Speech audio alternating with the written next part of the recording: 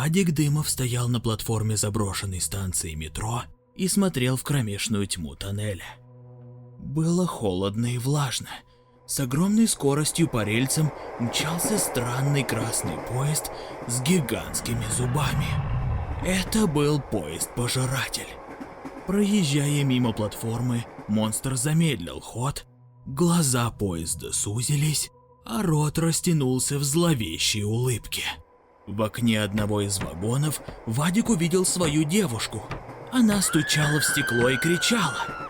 Он кинулся следом, но потоком воздуха его отбросило назад, и поезд-пожиратель умчался во тьму, увозя с собой его Лизу. Он закричал ей вслед и резко проснулся. Это был сон, говорящий о том, что не нужно возвращаться туда, где он чуть не погиб и где потерял свою девушку.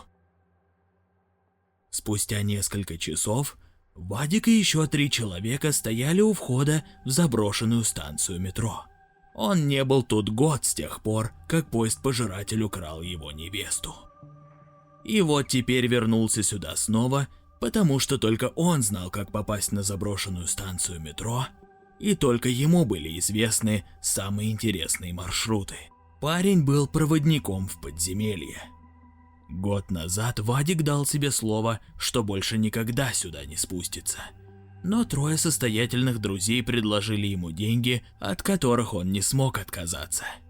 И вот он снова тут. Через полчаса группа уже стояла на заброшенной платформе. Когда-то богато украшенная мрамором станция метро до сих пор не утратила своего великолепия. Вдоль стен стояли скульптуры, а на потолке была яркая мозаика. Туристы начали фотографироваться и записывать видео, рассматривая через экран телефона все достопримечательности. Когда подземное помещение было полностью ими изучено, Паша, Ира и Стас собрались в кружок и начали о чем-то шептаться. Затем один из парней обратился к Вадику, сказав, что они готовы заплатить еще столько же, если тот проведет их по железнодорожному полотну к другой станции. Вадик категорически отказывался, но когда молодые люди сказали ему, что пойдут без него, он нехотя согласился сопроводить их. Они медленно шли по рельсам. Смех и громкие шаги эхом разлетались по подземелью. Вадик как мог успокаивал туристов, но от увиденного они были настолько в восторге, что не могли сдерживать эмоций. Спустя несколько минут рельсы вдруг стали дрожать. Проводник замер на месте и поднял руку, чтобы все остальные тоже замолчали. Сзади в их сторону ехал состав. Звук поезда становился все громче. «Бежим!» – закричал Вадик, и вся группа помчалась по рельсам вперед. Лучи фонарей хаотично плясали по стенам тоннеля. Вадик бежал первым. Он так ускорился, что не сразу заметил перед собой преграду, и на огромной скорости врезался во что-то твердое и отлетел назад. Все остальные остановились. Лучи фонарей, направленные вперед, высветили на железнодорожных путях старый синий поезд. В тоннеле стало светло. Послышался визг колес. Поезд, который ехал следом за ними, начал тормозить. Вадик и его туристы испуганно смотрели на приближающийся к ним состав. Это был красный поезд, на первый взгляд неотличимый от других поездов. Вадик вышел вперед. Свет фонарей поезда стал менее ярким. За лобовым стеклом ребята увидели странного машиниста, широко раскинувшего руки по сторонам. Лица у него не было видно. Туристы достали телефоны и начали фотографировать. Кто-то даже предложил забраться внутрь и проехаться. В эту минуту красный поезд вдруг задрожал. Сверху и снизу у него появились гигантские зубы, а по бокам его стали один за другим открываться глаза. Когда трансформация была закончена, все увидели перед собой поезд-пожиратель. Ирина закричала от ужаса. Все 4 решили спрятаться в впереди стоящем синем поезде, который преграждал им дорогу. Друг за другом они запрыгнули в вагон и стали наблюдать за тем, что собирается делать поезд-пожиратель. Зубастая кабина смотрела на них через стекло очень злобно. Пожиратель стал дрожать и двигаться назад. Все дружно предположили, что поезд уезжает туда, откуда приехал. Вадик решил пройтись внутри синего поезда. Его смутило, что раньше он не видел его в этом месте. Парень шел вдоль состава и освещал себе путь фонариком.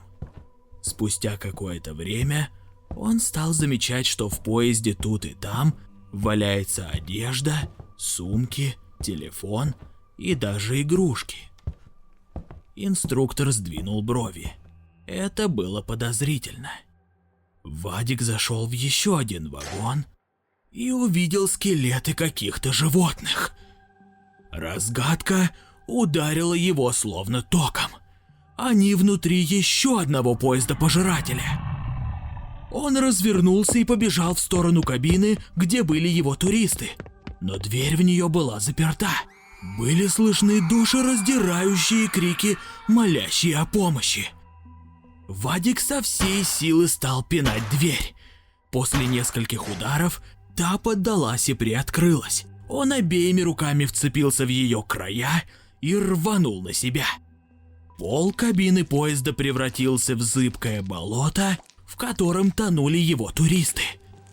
Из этой жижи торчала рука Павла, которая медленно проваливалась вниз. Все остальное его тело уже утонуло. Станислав провалился в липкую жижу до самого носа и пытался поднять голову, чтобы вдохнуть. Но через секунду и он пропал. Ирина вцепилась обеими руками в край окна и молила о помощи. От пояса и ниже она была в этом странном болоте. Вадик подал ей руку и стал тянуть, что есть сил. Из жижи стали подниматься щупальца и тянуть девушку вниз. Некоторые из них дотягивались и до проводника. Парень сжал зубы и резко рванул Ирину на себя. Вдвоем они повалились назад. Девушка была перепугана, но жива.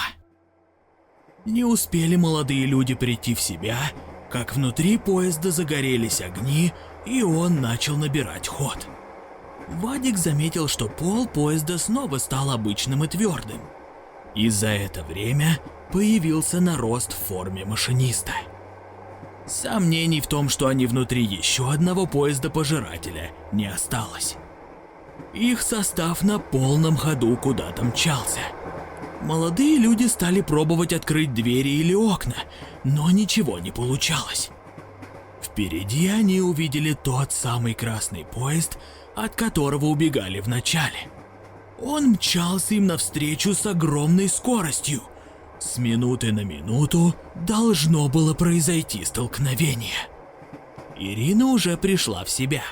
Она сказала, что если поезд живой организм и у него есть рот, значит есть и то, что с другого конца пищевода. Вадик скривился. Лезть через задний проход монстра ему не очень-то хотелось. Их синий поезд издал протяжный гудок. Состав, мчавшийся навстречу, ответил тем же. До лобового столкновения оставалось совсем мало времени. Ирина и Вадик побежали в конец поезда, на бегу распахивая двери из вагона в вагон. К счастью, путь оказался не таким длинным, и уже через минуту они были в последнем вагоне, в конце которого и правда была маленькая дверка. Молодые люди отошли назад и на счет 3 побежали вперед. Своими плечами они выбили задний проход и вывалились на железное полотно. В эту минуту два поезда-пожирателя столкнулись лоб в лоб. В подземелье раздался скрежет металла. Из-под колес поезда посыпались искры. Вадик поднял взгляд. Они вылетели из поезда как раз около платформы. Он вскочил, обеими руками уцепился за края и поднялся на мраморный пол. Следом забралась и Ирина. Они отбежали на противоположную сторону и увидели, как поезд, из которого они только что выпрыгнули, медленно едет задним ходом. Его кабина была разбита и раздавлена. Из глаз текли слезы, а на него надвигался второй поезд-пожиратель. Он тоже был разбит, но пострадал не так сильно.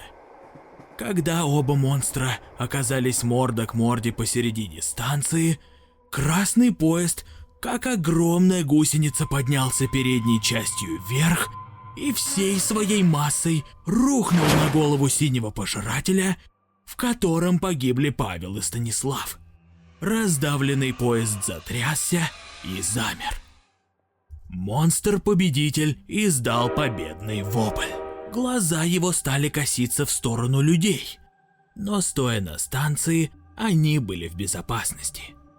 Поезд еще громче загудел и задним ходом скрылся в подземелье.